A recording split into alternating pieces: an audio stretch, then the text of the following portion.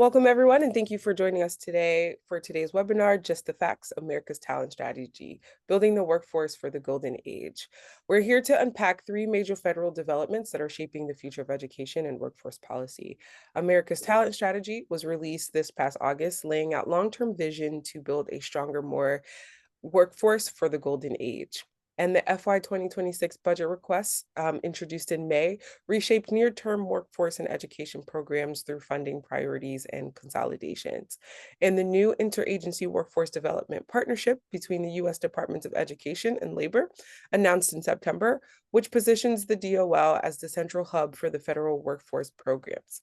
Together, these moves set both the policy vision and the resource reality, and they matter for all of us. Because of these shifts, we'll discuss today directly how they affect learners, workers, employers, states, and providers. We're excited to be joined by some distinguished panel of experts who will help us break down what these changes mean on the ground and where the opportunities are and where the challenges remain. This webinar will be recorded, and the slides and the recorded webinar will be shared with all attendees post the webinar. And again, I want to name that it will be recorded because I just found out that Google is down. So we understand that, folks. We have some difficulty joining today, but we will, if you have registered, we will send it out. We thank you all for being here. Now I'll pass it off to Erin Mo. Well, hi to everybody who's with us now live or is watching this after the fact. We're so happy to have you join us today. And I'm so pleased to welcome this amazing group of panelists today to join us in discussion. Let me give you a little bit of an understanding of the arc of today's webinar. So Mallory, Vince, Ivy, Sabrina, and I are going to take some time to talk about what baseline you should have, what you need to understand in order to engage in the conversation. And then I'm going to invite Mallory, Vince, and Ivy really to reflect on some of the challenges and opportunities that lay before us as a field, both in education and in workforce, as we think through these strategic changes that the federal government is making. The fact of the matter is, in labor policy and strategy and education policy and strategy, what the federal government does often influences states. And in particular, in workforce development policy, that means that we need to be ready to respond to the opportunities that will be coming, to the questions that we're going to be asked, and with the right data to be able to inform our strategy. I'm so pleased to have them join me today, and I can't wait for us to be in a roundtable together. But before we get to that, just like any good educator, I'm going to set the table in terms of helping you come from a shared orientation. Next slide.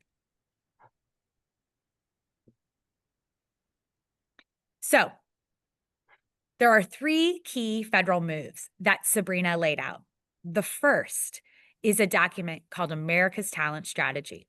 Released in August 2025, it is a document that lays out a partnership between the Department of Labor, the U.S. Department of Education, and the U.S. Department of Commerce. Maybe you joined us earlier this year to hear a little bit about the bringing together of the Department of Labor and the U.S. Department of Education, what some of the challenges and opportunities were there. If you didn't see that webinar, go ahead and follow us and look at the YouTube channel, and you can catch right up. Also, the FY26 budget request that was submitted in May 2025. And as of today, September 18th, because it changes every day, y'all, we still do not have a budget from US Congress. It's important to say that the president's budget request lays out a vision and a set of requests around how the administration would like to configure this action. But ultimately, it's Congress who authorizes and appropriates what the resources look like and the rules of the road. Finally, the U.S. Department of Education and the U.S. Department of Labor put together a revised set of directions for states regarding how they were going to be putting together their workforce development partnership. That was just released in September 2025. And among the most important things you need to know there is how data is going to be collected and how workforce plans for states are going to be submitted. These shifts really affect learners, workers, states, and providers, many of you who are on this call. And so together, we're going to need to figure out how to navigate the policy shift to the practice reality. Next slide. It's also important to name that there are resources that are starting to flow aligned to this strategy. And we want to highlight one that's just out this last week. So, at the US Department of Education, the EIR program has just released two solicitations that are really important. These are focused on how to use rigorous evaluation to measure impact and effectiveness around key strategies around tutoring, literacy, and even workforce development. Please be paying attention to these solicitations when we talk about the types of resources that are coming. It's also important to note that in this solicitation, the EIR program named that for this fiscal year, so fiscal year 25, they will not be taking any early phase submissions. That's both about the timing of this solicitation, not unusual when there's a change of an administration, but also about providing folks who already have a strong evidence base in literacy or tutoring or partnerships with states and districts to be able to accelerate those efforts. So, this new opportunity is something you should really look at. And that opportunity is due in just a little under a month, y'all, October 14th. So it's a tight turn. And we hope if this is a funding opportunity that might fit for you, that you take advantage of this set of dollars. Next slide. So let's talk about America's Talent Strategy. It was released on August 12th. It's called Building the Workforce for the Golden Age, as Sabrina talked about. There's really 5 pillars within this strategy. It's only 25 pages in the document. So I promise you, you can do some light reading there. Or if you're me, you can use something like Notebook LM and listen to it as a podcast.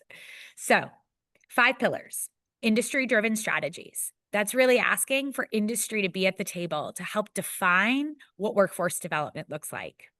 How are we moving worker mobility and making sure that opportunities are available to all workers? Third, thinking about the integrated systems and data that would need to happen in order to empower learners to move through various pathways, not just workforce pathways, but CTE pathways, as well as other pathways that might lead into a more staged setting from K-12 into post-secondary or into workforce. Accountability and outcomes. This is not going away.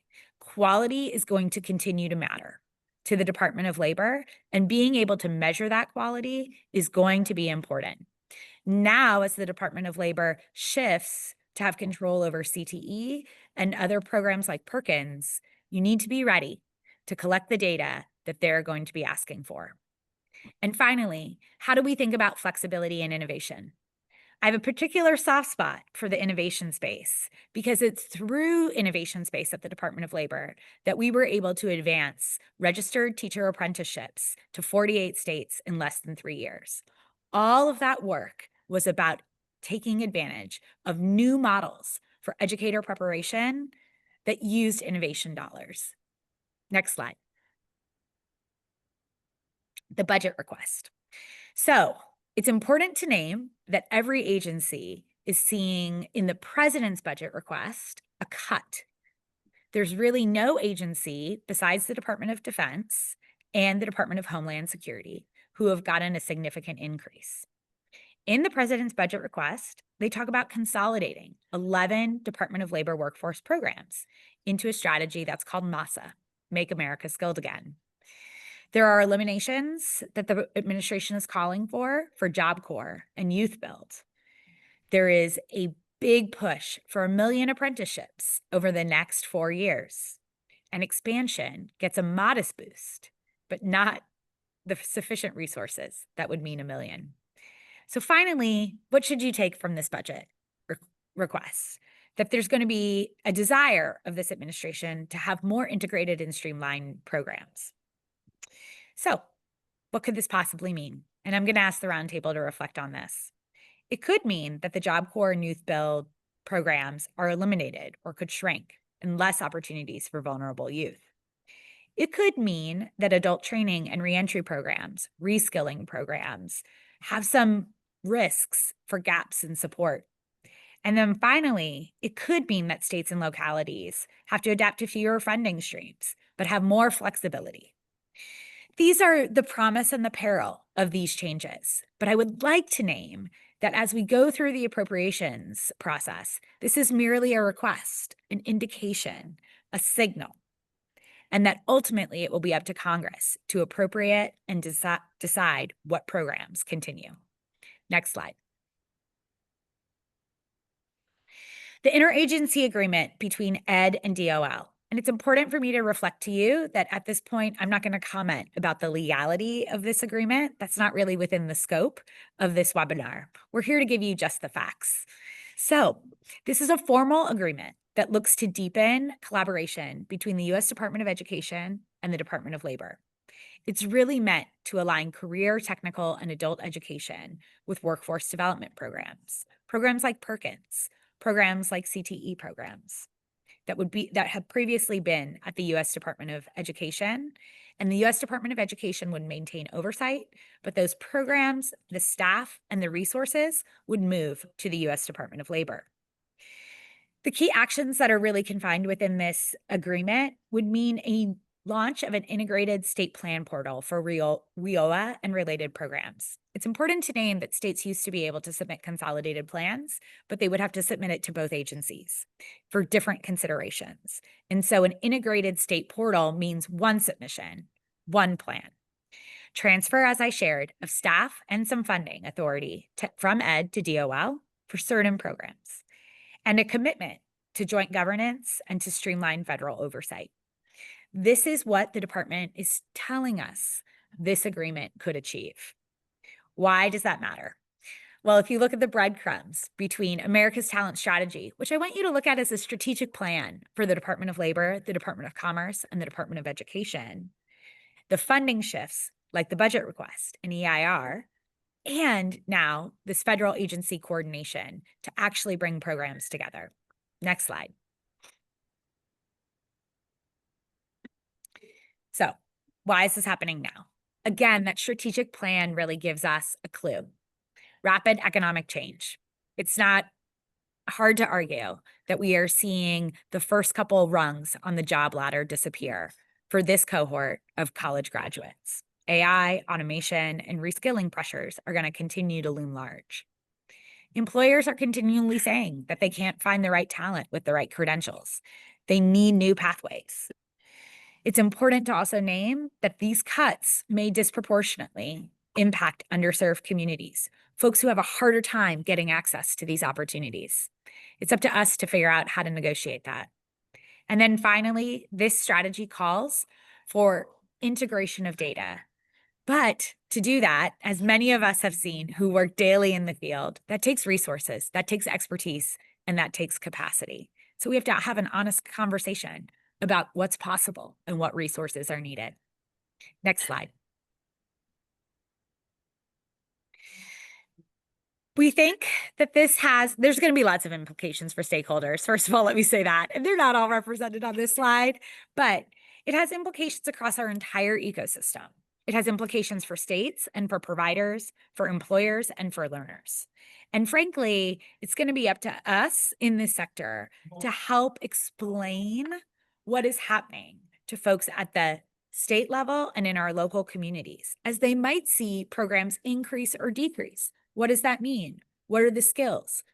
This is the type of thing that we hope to help support in the educator preparation community at Pathways. Next slide. There's also opportunities here. So we talked a little bit about the ability to submit consolidated plans, to do unified planning, to braid these funds potentially, to expand workplace learning in the K-12 space. This is something, frankly, that parents are demanding. 64% of American parents say the thing they wish most schools would do is do a better job of finding pathways for young people to college and career. Employer partnerships. We hope that this is a calling in with employers around how to co-design for the skills, the competencies, and the dispositions that are possible when you have employers at the table helping shape the learning experiences for young people or the reskilling experiences for adults. And finally, personal passion of mine as somebody who believes deeply in data interoperability, we need to do a better job of linking our education and our employment outcomes data. Next slide. And in educator pathways, where pathways is the specialist, let me name a couple places that we see opportunity. The ability to create CTE to apprenticeship pipelines, including in educator preparation. We've already seen some of this great work happening in Colorado and in Ohio. How do we scale those programs? The continued support for and investment in state longitudinal data systems and in workforce data. The ability to have districts, school districts at the table as employer partners, the ability to streamline reporting to reduce administrative burden. I've written a lot in the public sphere around the administrative burden that employers and higher education institutions have taken on when they took on apprenticeships. It was different rules, different data, different paperwork. And whenever you add that to someone's plate, it means sometimes that their program can really struggle to get off the ground. And then finally, we think it has the opportunity in the educator workforce space to unlock new insights through unified data systems. I'll name we just wrote a groundbreaking case study with New York State about the work that they're doing to interoperate their education and workforce systems through another alliance at Innovate EDU, Project Unicorn. Next slide. There's also going to be challenges. So realigning WIOA and Perkins, these are different programs with different goals, even in writing. And so how do you braid funds creatively? And how do you think about reporting data that you've never collected before in CTE programs and now are going to have to collect that data and report it in a very short time span? How are providers going to deliver, frankly, more with less? There are going to be resource constraints at the state level and at the federal level. How do you provide quality programming with less resources? And how do you innovate quickly? How do we get employers to the table to have a bigger role in setting priorities? And are some employers going to engage and others say, no, thanks? We have to really think about how we do that calling in. And then finally, this idea for learners, how do we help them and their families navigate newer, different pathways in the workforce space? Next slide. What's so great is I don't have to reflect on all of these. I can ask a table of experts these questions. So now that we've set the table, as my mom says, put the silverware down and folded the napkin, it's time to dig into dinner. So Vince, Ivy, Mallory, thank you so much for joining me today. Please come off mute. Great. And we'll get started. So we've talked a lot about opportunities and promising directions. Ivy, I'm going to have you start us out. Where do you see the most potential in this new structure for alignment? And what excites you about integrating education and workforce? Well, thank you, Erin, for such a great review of what all's been happening just in a few short months this year in this, new vision that we've been unpacking together and seeing this House bill come together. So I work at New America and we have these conversations pretty much every day. I'm trying to unpack what's happening. And specifically as a part of the Partnership to Advance Youth Apprenticeship, I'm always keeping an eye out for what does this mean for young people that are just about to enter their workforce or just taking their first steps to starting their career?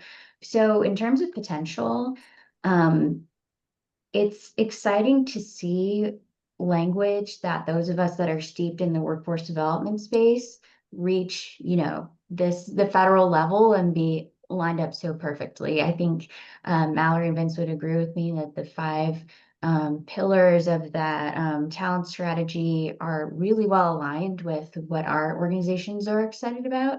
I think where we start to feel some uncertainty and confusion is how does that then line up with the House budget proposal? It seems very contradictory and it doesn't seem like there's alignment there, especially with the thought of let's, this House proposal wants to kill the youth funding in the Workforce Innovation and Opportunity Act, WIOA, as you mentioned, and might keep some funding for youth build, but it's up in the air, and that disconnect is concerning. But it's great to see workforce development taking it's long overdue front of the stage moment in what we're seeing from the federal government. And I think this move to move OCTE, the adult education programming, from education into labor, and some other alignments that we saw in that agreement that you went over between education and labor. It remains to be seen how that will play out, what works. And we have lots of friends that were in the federal government before the mass layoffs happening, and they said, education and labor, they had a once a month weekly all staff hangout where they'd all chat about what they're working on, the grants they're working on, and then teams would have weekly meetings even to discuss what's going on in each office. So at a staff level, there was plenty of integration between the Department of Education and Labor. But then thinking about, on a bigger picture, when states were submitting those combined plans, that was a little clunky and odd. So I'd love to see, how being able to submit those combined plans just to one office will help streamline, how states think about where they want to invest in workforce funding. But yeah, but it remains to be seen, how this budget comes together. And I even hesitate to spend too much time talking about this proposed budget from the House, because we haven't seen a lot in the past few years. Congress doesn't seem to be able to pass budgets. It might just be, kicked down the road as a continuing resolution. But the main thing that we're taking away from this is that there's, excitement around workforce development, but are they actually, is the federal government actually funding the proven evidence-backed programs that have been working well for people on the ground, and expanding that funding? Yeah, it's a big The question. devil's in the details. I love that, Ivy. And I agree with you. We have no idea what's happening with the budget. I think it changes by the hour right now. Will we have a continuing resolution? Will we get a little bit of a budget and then a couple bills? We'll see. So thanks for giving us that view. Vince, if you want to jump in now and tell me, what do you see as having the most potential? And then Mallory, I'll come to you. Well, first of all, thanks for having us here. And Aaron, thanks for this terrific overview. I wish all policy briefings were done by educators. I think we'd be all be better for it, and the policy development space would be smoother. We'd all be, understanding each other so much better. So I really, really appreciate that. I'm Vince Kohler, VP at JFF, and I get to lead the Center for Apprenticeship and Work-Based Learning with an amazing team there. We have this ambitious goal, and this is how it aligns with the discussion here of working toward a world where 75 million Americans who don't have a path toward a quality job right now, for whatever reasons, are in quality jobs by 2033. And at the center specifically, we are wanting to build these on-ramps for 10 million Americans who have work-based learning opportunities into those quality jobs. So when the administration said that they wanted to double the number of apprentices to 1 million, we were in complete agreement with that goal. In fact, why stop there? We think there's really room for about 6 million apprentices in the economy today. And so this is right in line with that. Of course, and I will also say what we were encouraged by, what you mentioned, what Ivy already alluded to, the idea that these things that are running sometimes in parallel and sometimes a little disconnected could be brought into better alignment. That makes a ton of sense. the skills first approach, the rapid reskilling that we will need. And then a lot of what I see as potential, and we're partnered with Paya, with New America on Paya, um, this opportunity for these pathways that align with CTE pathways that get young people into careers more quickly, with more connection to the workplace than they currently are.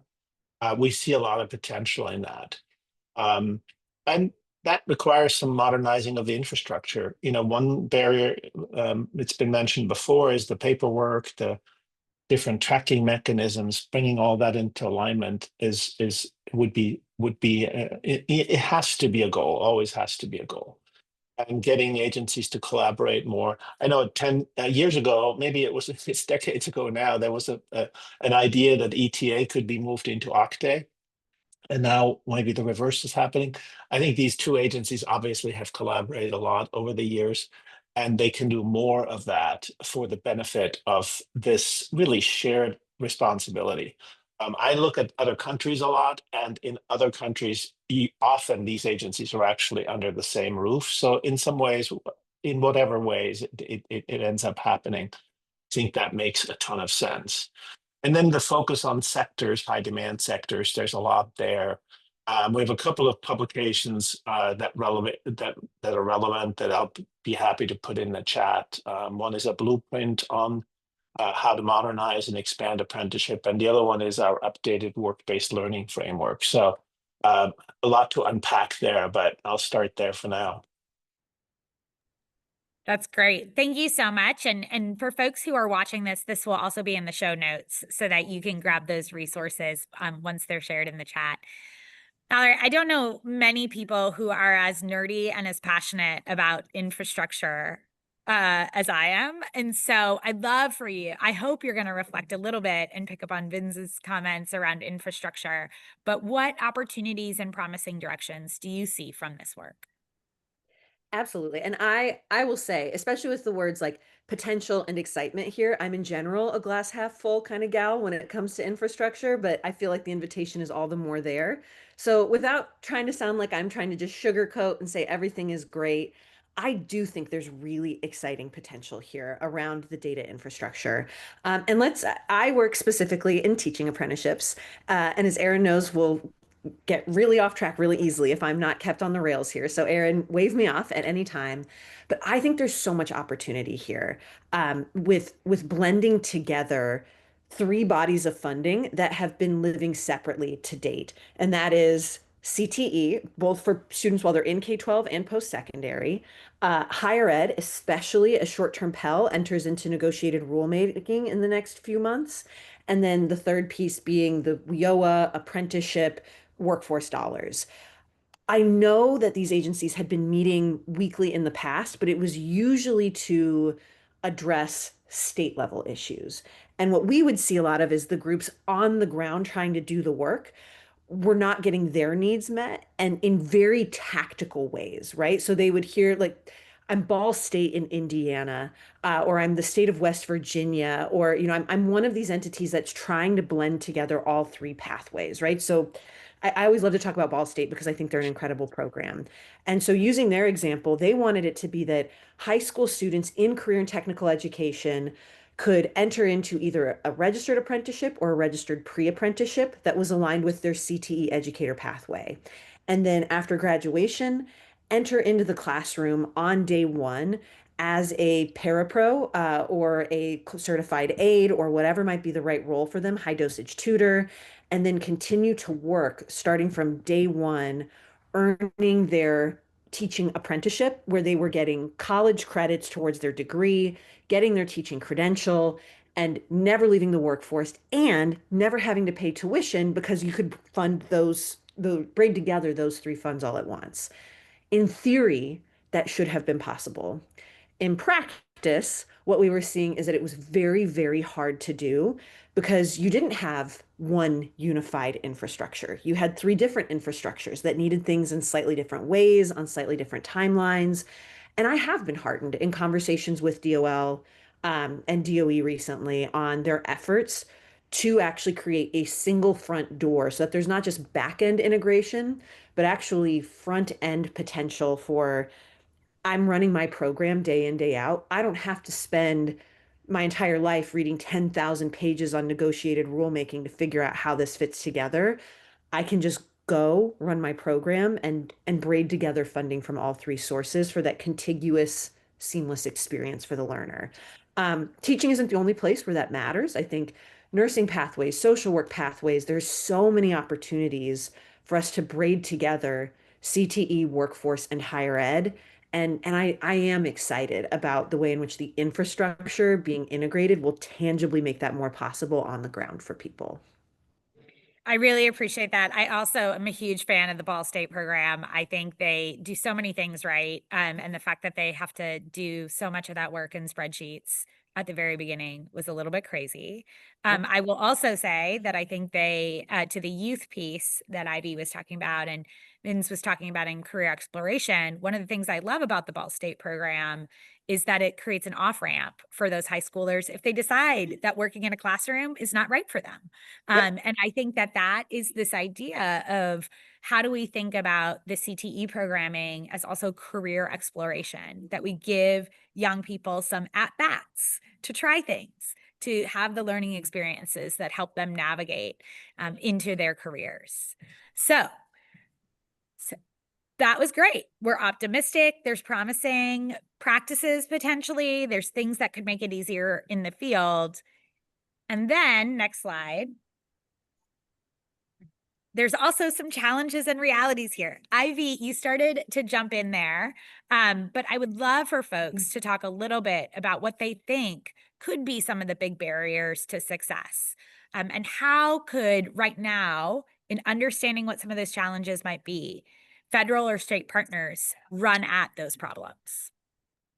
Yeah, I mean, if I can just start for a bit, going to the Make America Skilled Again concept that we saw in the big, beautiful bill. And as we're waiting for that, I think I bet the three of us on here, we're all excited to see that apprenticeship was called out as a program that would be that states should invest in. I believe it was 10% of massive funding should go to apprenticeship programs. Y'all can fact check me on that, but that's great. But then, shortly after that, we saw that the WANTO funding, Women in Apprenticeships and Non-Traditional Occupations, I believe is that acronym, was then wiped off of the DOL website. We didn't know where it went. And then the grant opportunity was then opened up again recently for folks to apply. And then in the House proposed budget was then zeroed out to nothing. And so we're talking about, this excitement around let's get, at least 1 million active apprentices, but then, Congress wants to cut funding specifically to get women into apprenticeship programs. We know they're in just highly underrepresented in apprenticeship. So that disconnect is concerning, and that's something that we have been hearing from our network members. So PAYA, the Partnership to Advance Youth Apprenticeship, has a network of over 90 youth apprenticeship programs that have all committed to youth apprenticeship partnerships that have all committed to running high quality programs. And so we hear from them, their reactions across the country to this. And first and foremost, companies, businesses, they don't like uncertainty, and they're seeing this, back and forth with some of these grant programs that are up in the air, and that's going to hold them back. We know that apprenticeship should be employer driven, and we should be putting folks into apprenticeship programs that are in high demand industries that have tons of career potential. But yeah, that's confusing. And so that's something that comes to mind. And right now we're telling network members, keep building your local coalitions and partnerships and talking to your workforce development boards. And we've seen a lot of success in those regional collaborations.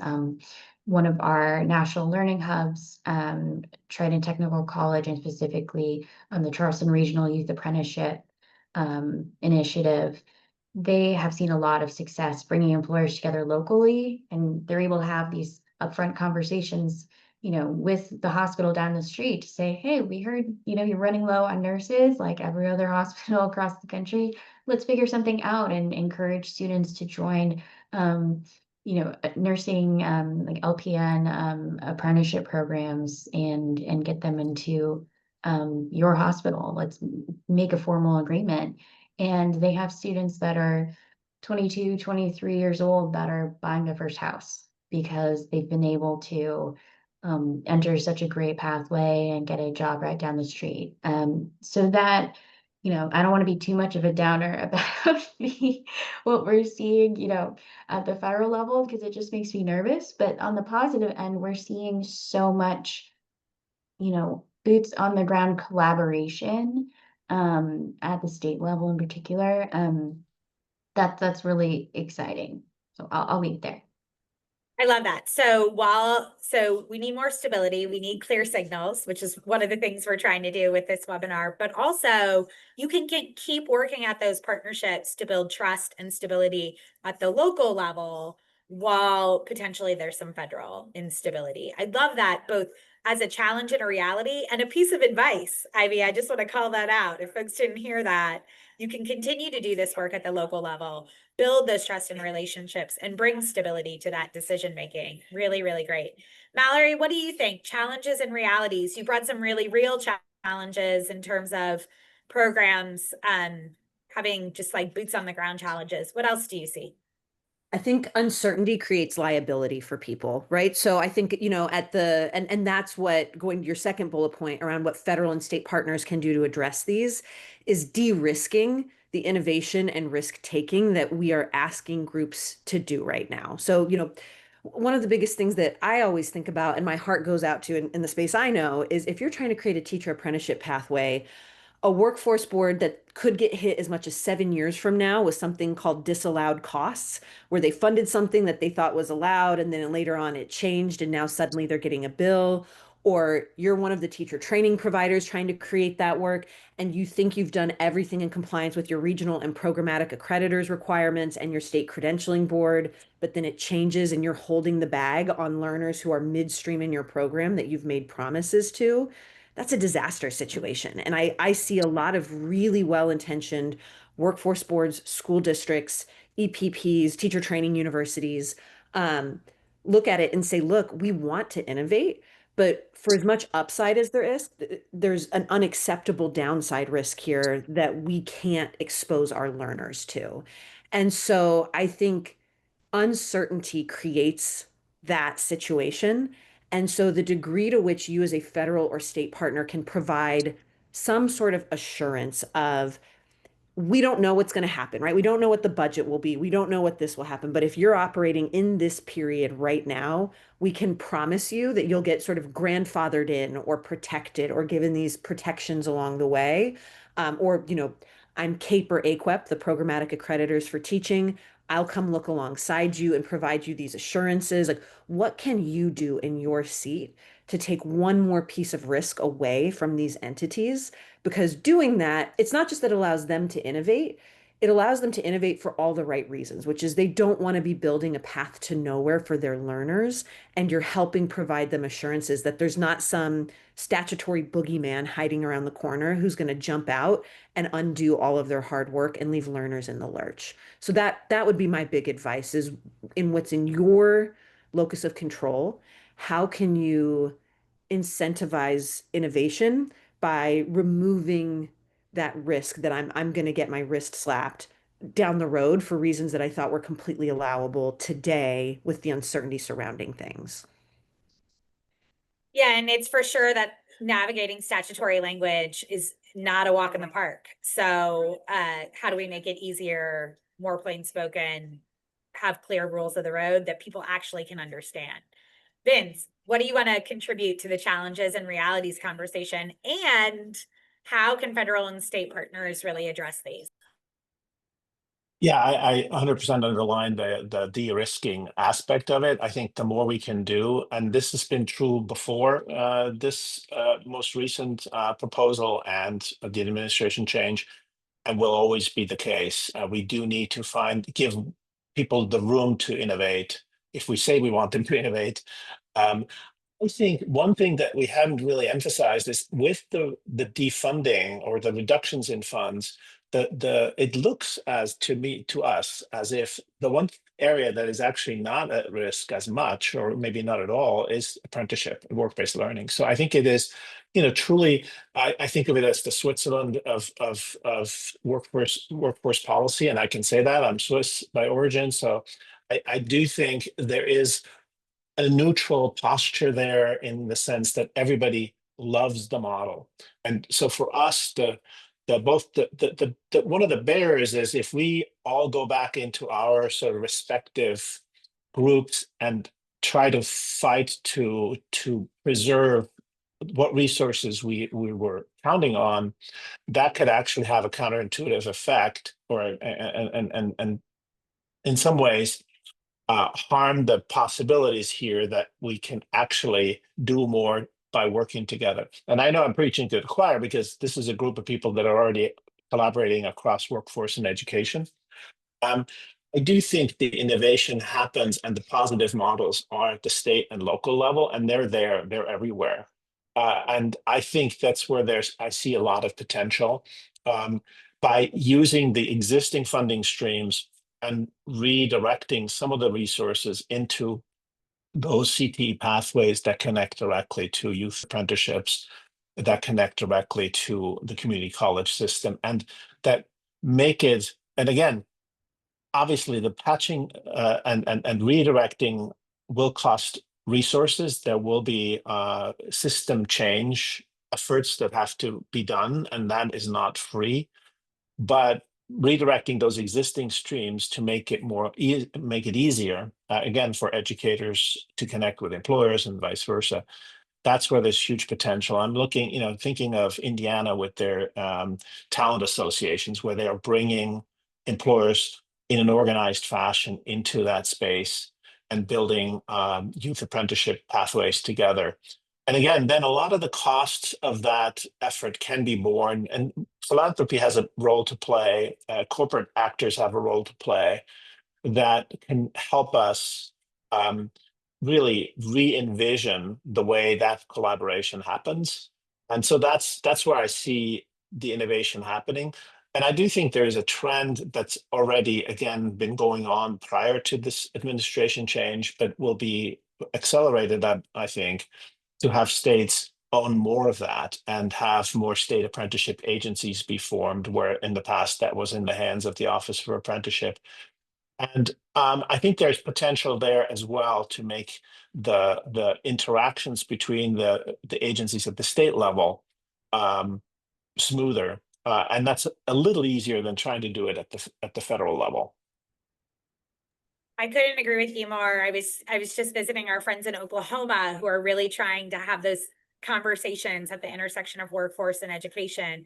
And certainly Indiana is a state that many people can learn from, and there's deep partnership there between Katie Jenner and her colleagues across state government to have those conversations about what it would mean for youth to have sustainable pathways, not just into apprenticeships, but into post-secondary or to mixed methods. So really appreciate that point. I will just quickly plug that models do matter. And so the Pathways Alliance every quarter publishes a compendium of educator apprenticeship programs, of successful models that are moving the bar on quality. And I'll tell you, our biggest consumer of those are state workforce boards. They ask for it, they want it, they desire to get those models so that they have a reference of what models are working at a state level, at a local level, and under what context, so that they can make good evidence-based decisions, good educated hypotheses, at least, around what programs could be successful. Okay, folks, if you have questions, please do put them in the Q&A. And I think we have one last slide, which is really about learning from the field. Can you talk a little bit about maybe other interagency collaborations you've seen that have worked well or not so much, and what made them succeed or fail? Who wants to grab this first? Maybe Vince, you want to talk about this? You can talk about Swiss collaborations if you want. Well, again, I mean, what's interesting about that, and I've taken delegations to Switzerland over the past few years to show them not the interagency collaboration, that's sort of almost understood, but it is interesting that often education and in Switzerland, it turns out economic development, sort of business support and education and labor are really under the same agency. And so that means that when you build the system, you are actually talking among different players in the same system, and the same minister is actually responsible for all of those. And that in an innovation-driven economy, which Switzerland has, and the US also has to some extent, um, that helps because then it does mean that you're constantly looking for, is our education system actually able to do what it needs to do in order to keep us ready? Now, you mentioned that it needs to be it needs to be a system that allows for all pathways to coexist. And I think that's another important point. So it's not a direct question to collaboration, but it does relate insofar as that we don't want to create a system that is a second-class system of work-based learning and apprenticeship. We want a system that allows full permeability, where somebody can decide, oh, I now understand. I learned on the job that calculus matters because I need to calculate how this bridge is going to not fall down when it's built. And now I want to learn it. Whereas calculus before scared me, and I would never have wanted to do that if I knew that becoming an engineer requires calculus. So the classroom pathway was closed off for that individual. But the work-based learning pathway opened up the classroom learning. And then they want to be an engineer and they want to get a degree and they want to become, whatever the future holds for them. And so I think that's true for so many occupations where if we had multiple ways to get there, at the end of the day, we'd find that young people will find their way based on their interest and what unlocks at what time in their lives, and they could really function to their top full potential. And that requires that interagency collaboration I was talking about. But more than anything, it requires to get young people out into those and expose them to those opportunities. And I do think there's another thing that sometimes gets overlooked a little bit is, what do we think young people are capable of? And we often see models that basically assume, and employers tell us this too. I don't want to have a 17-year-old on my shop floor with my $1 million CNC machine until they see a 17-year-old operate a CNC machine, and then they realize, oh no, I mean, this person is as capable and is as risk averse as my 50-year-old who thinks, or my 60-year-old person on the shop floor who thinks they know it all already. So that I actually think this is why I'm sort of bullish on the opportunity of finding ways to get those opportunities spread more widely. In a de-risked environment, to pick up on Mallory's point, so that the institutions behind it are not afraid to do it, because and employers are not afraid, and the lawyers are sort of pushed out of the room for the moment, so that we can get the strategies developed. So I just see a lot of potential there, and the interagency collaboration is at the heart, in that if you have educators and economic developers and the labor side of the house come together and see it as, this is a joint effort. We're going to try to make our economy work for everyone by collaborating to make our education system meet the moment. And in an AI world, that's just on steroids. We have to be much more adaptive as we go, and that actually means moving more of the learning into the workplace. So anyway, lots of potential and opportunities, and also, we can certainly drop into the chat or into the show notes some examples of where that is happening. And I think there are a lot of good resources and papers out there that document how that's already happening and what kind of collaborations are worth emulating. Yeah, just to pull on that thread a bit more. Yeah, Ivy, go for it. I had the pleasure of sitting in on our kickoff with the National Governors Association. They're collaborating with PAYA right now to set up a policy academy for youth apprenticeship. And one of the key components of that application for states that can receive technical assistance from NGA and also receive grant funds to better collaborate at the state level between their different agencies was to have a representative from the governor's office and then a mix of folks that they run into each other and they're working in the same programs, but they don't have a formal spot to sit down and collaborate. So again, I'm just a big supporter of state and local collaboration. That's where a lot of exciting things are happening. And I think Maryland is one of our states that's included in the Policy Academy. They've been doing fantastic work led by Governor Wes Moore, among other states, and I can share the link so folks here can learn more about that Policy Academy.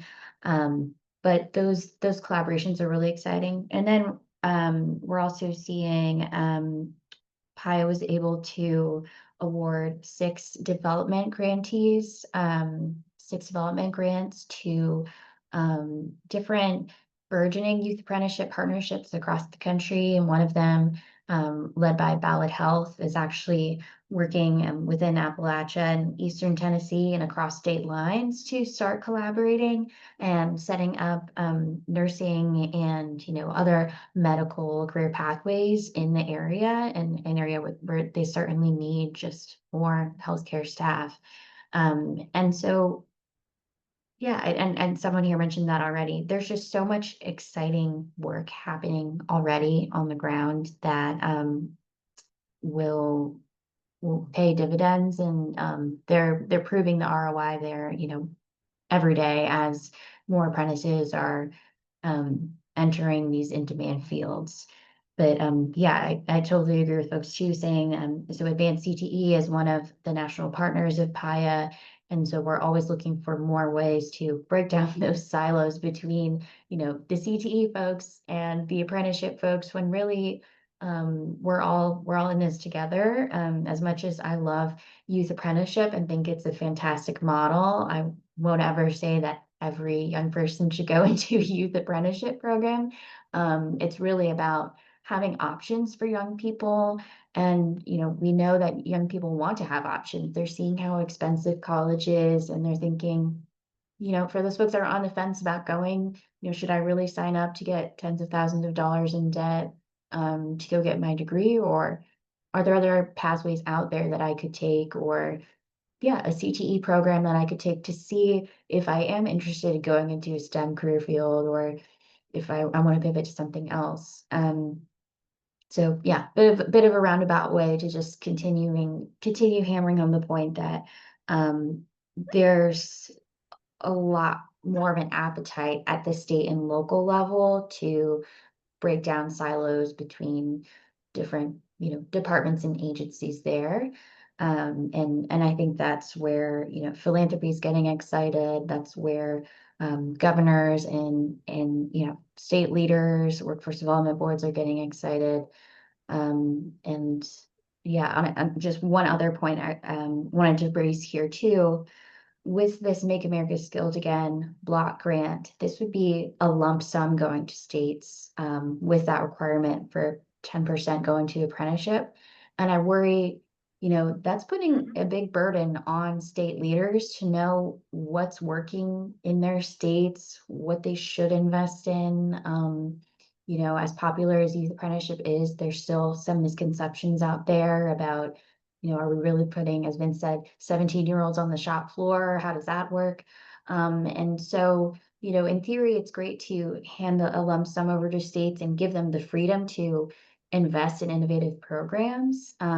We love that, but there's not a ton of guidance connected to that. And I worry that there aren't the subject matter experts in the federal government now. A lot of them have been laid off, that could provide a technical assistance to states. And yeah, that's another thing we're keeping an eye on for how that might play out if it gets funded. Well, I appreciate the knowledge, capacity, and expertise point. The fact that interagency collaborations don't have to just exist at the federal level, they can exist at the state and local level. And our job is to diversify pathways, right? Many more choices for young people. That's what they're asking for. That's what their parents want. And that's what we know works. Mallory, you get the last word on interagency collaborations. And if you could do it in 2 minutes, I would really appreciate you so I could do a quick closeout. I sure will. Anyone who hasn't read this book should go get it. It's Recoding America by Jen Pahlka, who served across administrations red and blue on really what this problem is. And so she does it better than I will. But I'll say I've seen it a lot with, again, in my very small niche, the interagency agreements I see are always some version of a state teacher credentialing board having to work with a state apprenticeship agency or a local workforce board. And what I've come to notice and that Jen calls out is whenever you have interagency agreements, it's not a question of if, but when and how often and in what ways there will be a conflict in the statutory language between these two groups. And it's not because they're misaligned, it's because you have two groups writing their own set of oversight. Previously, in different contexts, in a vacuum from one another, there will be conflicts in their language. And what Jen points out, she has this phrase that she calls policy vomit, that when you let the policy take over and all of those things become like take on a life of their own, interagency agreements don't work.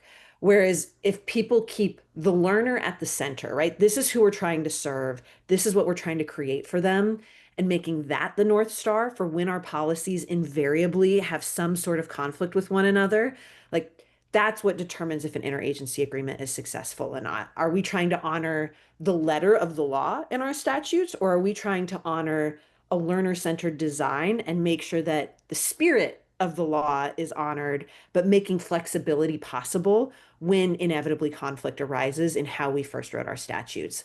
That for me, like, that's it. I'm not going to say it as well as Jen would, so people should go use the link that Sabrina shared or wherever else, but I think that's the bottom line.